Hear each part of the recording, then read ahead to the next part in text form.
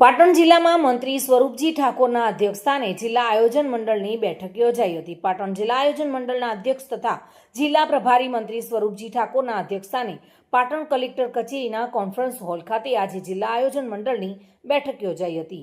આ બેઠક દરમિયાન વર્ષ 2026થી 27 માટે વિવિધ વિકાસના કામોને મંજૂરી આપવામાં આવી હતી।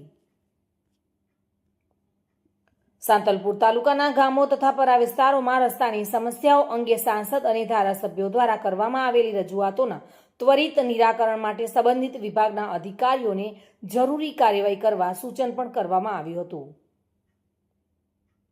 જો કે આ બેઠકમાં જિલ્લા પંચાયત પ્રમુખ હેતલબેન ઠાકોર, સાંસદ ભરતસિંહ ડાભી, પાટણના ધારાસભ્ય કિરીટ પટેલ, રાધનપુરના ધારાસભ્ય લવિંગજી ઠાકોર, ચાણસ્માના ધારાસભ્ય દિનેશજી ઠાકોર, કલેક્ટર તુષારકુમાર ભટ્ટ સહિતના પદાધિકારીઓ ઉપસ્થિત રહ્યા હતા। ઉપરાંત નગરપાલિકાના પ્રમુખો, આયોજન મંડળના અધિકારીઓ, તાલુકા પંચાયત પ્રમુખો તથા સભ્યો અને તાલુકા વિકાસ અધિકારીઓ, ચીફ ઓફિસરો તેમજ વિવિધ વિભાગના અધિકારીઓ અને કર્મચારીઓ પણ ખાસ હાજર રહ્યા હતા।